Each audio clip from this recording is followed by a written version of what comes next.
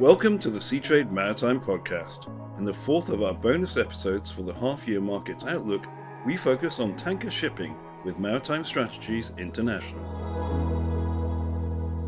Now I'd like to welcome Tim Smith back to the podcast to talk about where the tanker market has been going. Tim. Hi Marcus, thanks very much for having me back on. And the tanker market, like a lot of the sectors we've been talking about today, generally positive. Actually, the spot market's been drifting lower a bit over Q2. So we've seen rates coming down from kind of high points around May, towards the end of May, in a number of sectors. So the overall levels remain strong. They're being supported by some of the kind of ubiquitous factors, including Suez Canal diversion we've seen from other sectors. That isn't universal, in terms of the extent of those diversionary activities. And, in some markets like LR1, LR2, we've seen very high levels of diversion. In other markets, perhaps the Aframaxes, for example, we've seen less so in terms of some of that grey fleet moving Russian cargo east, which remains a factor in the market. And the tanker sector really has had kind of disruption on disruption build in, and these kind of cumulative effects which keep the market high. And so generally it's positive, although things have drifted a bit lower recently. When we look at that kind of disruption side, as my colleagues have been mentioning, it's difficult to say exactly when that's going to end, particularly in terms of the situation in the Middle East. But there are some kind of mega themes underlying the market which provide support for underlying utilization and earnings. For tankers, we've seen more and more oil production and exports come from the Americas, both the US and regions in South America as well. And that on the crude side adds more potential ton-mile demand for the sector. That's contrasting the kind of position for OPEC Plus, which has kept extensive production cuts in place. They have recently had a meeting where they're going to unwind some of that and increase production, but it's fairly limited and over a time scale which probably won't have any kind of immediate major impact. And then for products, we've seen more and more refining capacity in the Middle East, which will be using up some of that crude supply and has been increasing the export of products from the Middle East to places like Europe, which obviously largely has to go round the Cape of Good Hope now rather than through Suez Canal. So the demand side is being buoyed by the Suez Canal diversions, but also has some of these underlying themes providing support for the market. And then on the supply side for tankers, we have seen more contracting last year in some of the medium size ranges. This year in Q1, we saw a burst of VLCC contracting, around 30 vessels ordered in Q1 24. We've seen that continue, perhaps not quite at the same volume, but continue through Q2.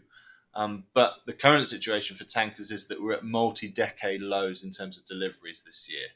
So as Adam, I'm sure, will talk about when we discuss shipbuilding in a bit more detail, and we have mentioned the yards at capacity, those vessels being ordered now aren't coming into the system for some time. Meanwhile, the tanker delivery profile is very low. So that supply side is also providing support to the market. And as I mentioned, the kind of themes of an aging fleet, where we've got this bifurcation in use between the kind of conventional fleet and the fleet being used to move sanctioned cargoes, does add extra support for the market. So it's a positive outlook for the tanker sector in terms of overall levels. We aren't expecting major gains in terms of the market levels over the second half. We're kind of expecting something similar to the first half, where spot markets remain volatile, but average levels remain strong, and the period market is also very high in a number of cases. If you look at that in comparison to last year, is it better, worse, the same? It's kind of similar. It's an improvement overall for the year, but we are expecting things to kind of level off in the tanker sector. So, as I say, we're not expecting major gains in terms of the near term. We expect things to moderate a bit into 2025, but this is all contingent on the situation in and around the Suez Canal. So it's a kind of conditional view. But I would say overall the tanker market's improving on an annual basis. But yeah, we'll see how that continues in terms of the situation there. I thought it was quite interesting what you said on the demand side, because I think you get a sort of school of opinion that the tanker market, longer term tankers should be like going downhill because people will use less oil, but that does not seem to be the case. Well, we do expect that in the long term. It's an interesting point because I think you can look at oil demand, and I think our view is quite similar in the long term to some of the major providers of long-term outlooks, the IEA and so on, in terms of the sense that we expect oil demand to plateau towards the end of this decade into the 2030s and in the long-term decline. I don't think we're out of step with a lot of the wider views on that. What is interesting for tankers is looking at how that translates to trade and the fact that you can't just equate oil demand with trade. You have to look at how production's evolving. So if, for example, in a region like the US, we do start to see oil demand decline, but it's also a region where we're seeing growing exports and growing production. So where does that go? Well, actually, that turns into more export potential that probably move to where demand is growing in somewhere like Asia.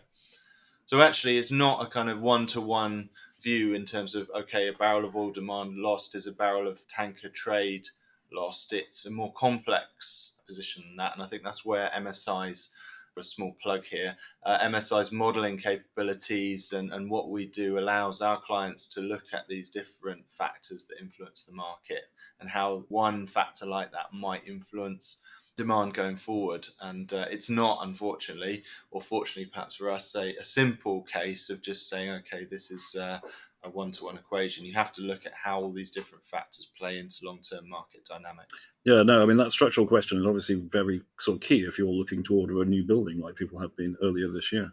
Yeah, absolutely. And I think in the tanker sector, we're seeing that order book to fleet ratio increasing, but certainly not as threatening as in other markets. And players in the sector need to order and replace new tonnage to keep the fleet obviously in good condition.